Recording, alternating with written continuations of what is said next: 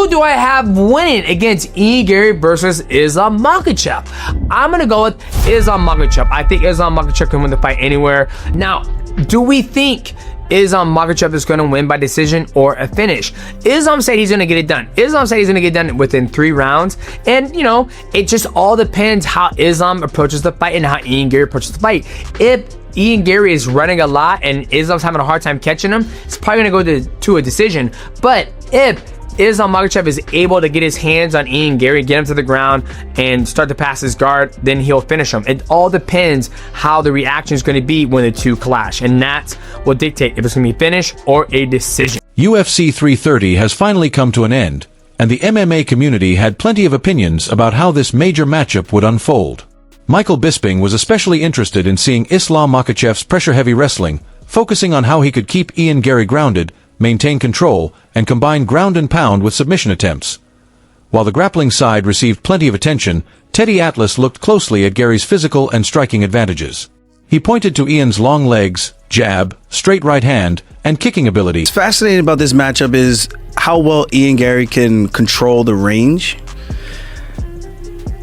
I think he's going to be much bigger than Islam in the sense of height, reach advantage. Sure. In terms of size, I never thought Ian was the biggest welterweight. I still don't think he is. Well, he can't be. He's so tall. He can't be thick. No, but in a sense, even when you're talking just from a weight standpoint, from what he was walking around at, right? I forgot what he told me he walked around at, but he wasn't cutting a whole lot of weight. No. I want to say off the top of my head, maybe 10 pounds.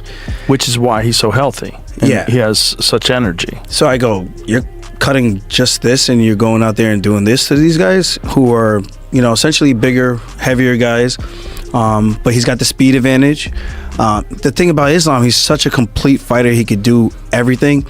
But this will be the first time he's got a test with a guy who's a long man. And can he get inside, take him down? I don't think he's going to stand up and strike with me. Emphasizing the different weapons Garry brought into the fight. The same battle between striking and grappling was also part of Israel Adesanya's analysis. He discussed Makhachev's dominant performances while also recognizing Garry's confidence and the difficult challenge Ian presented on such an important stage. The physical matchup was another major talking point. Kamaru Usman emphasized Garry's advantages in height, reach, and leg length, all of which could play an important role when the two fighters were competing at different ranges.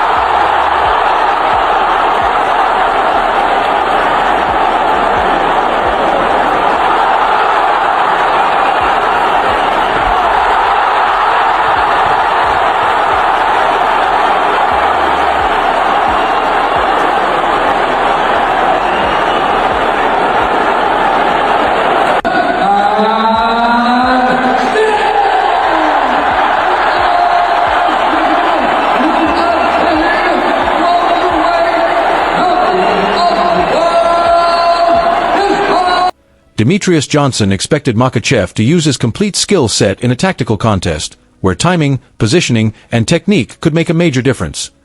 Johnson praised Islam's versatility, while pointing out that Garry would need to use his movement and maintain distance if he wanted to stay away from Makhachev's takedown attempts. Michael Venom Page also compared Makhachev's wrestling and grappling with Garry's striking. At the same time, he highlighted Ian's intelligence. I also think it's very, very important to give Islam Makhachev his flowers. As I indicated, he breaks Anderson Silva's win streak. Dude, getting 17 consecutive fucking wins in the UFC is so mind-bogglingly difficult. And to do that in 2 weight classes through title defenses is just one of the most remarkable things you'll ever see. You can make an argument that this is the best title defense of a champ up a weight class in UFC history. I mean, there's other ones who have done it, but it's not nearly the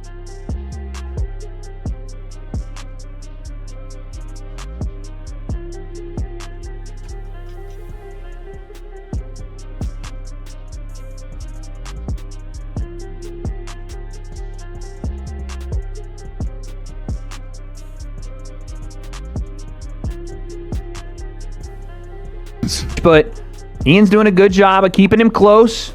And then separate head kick, Islam Makhachev! Oh my goodness! And Ian's still wobbly. He dropped him with a head kick. Right hand Islam. Ian looks to get underneath and grapple. Big time judo throw from Islam. And he's sitting in side control, looking to isolate a wrist. Holy cow. Dropped him with the head kick off the break. And now Ian is in a bad spot. He's flat on his back, middle of the octagon. And we know Islam can get to mounted crucifix from here. There's about a minute and 50 seconds left. That was a huge moment. And it was just on the toes. And it wobbled Ian. I felt like tonight was set up for the upset. I felt like the upset could happen tonight with so much on the line, all the records that Islam has, and he's going to break Anderson Silva's record. There's weight classes for a reason. Ian Garry is a big, rangy, strong guy who has great takedown defense. I mean, if you look at his takedown defense tonight against Islam, it was impressive. I felt like, I think that Ian is a talented guy. If he had even an ounce of killer instinct in that fifth round, you know, he had been beating him to the body. Islam's whole, I think, right side was beat up. His face was beat up.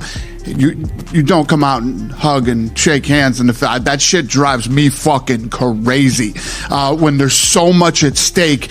And there's also a lot of mental gamesmanship, whatever you want to call it in this game. You come out in that fifth round with a flying knee or something crazy and you try to finish the fight. I think that this is one of those fights that Ian will go back and watch and say, wish I could do that over again. And, you know, if he came out and tried to destroy and win that last round, you know, with everything that he had, I think it's a totally different fight. And then he gives Islam that explosive, he exploded up and got his back. And once he took his back and put the hooks in, that was a wrap. He's going to ride that out till the round ends. Technical understanding and ability to adapt as the fight developed. Page also gave credit to Gary's toughness and his ability to adjust when the action became difficult and the situation did not go according to plan. Do you feel a difference in fighting at welterweight? I know you feel better physically, but do you feel a difference in your ability to control guys and submit guys? Yeah, I feel that the guys have more power, very hard to submit them, but still, my game is working. I take down all my opponents in hard time period. And thank you for all people who come support me. Thank you so much. And it's fine. Just boring fuck, dude. He landed a head kick in round 2, and other than that, he did nothing! For 20 minutes! He did fucking nothing! That's the truth! Zero! He caught him with a head kick in round 2, and other than that, he did fucking nothing! The whole fight! Alexander Volkanovski focused on Makhachev's patience, controlled striking, counterattacks, and takedown skills, especially when dealing with opponents who like to push forward aggressively. Wade Plemons, meanwhile, looked at Gary's takedown defense, low kicks, attacks to the legs, high kicks, and knees.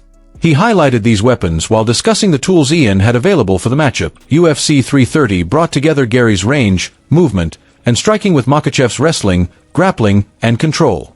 The result was a matchup built around two very different technical approaches.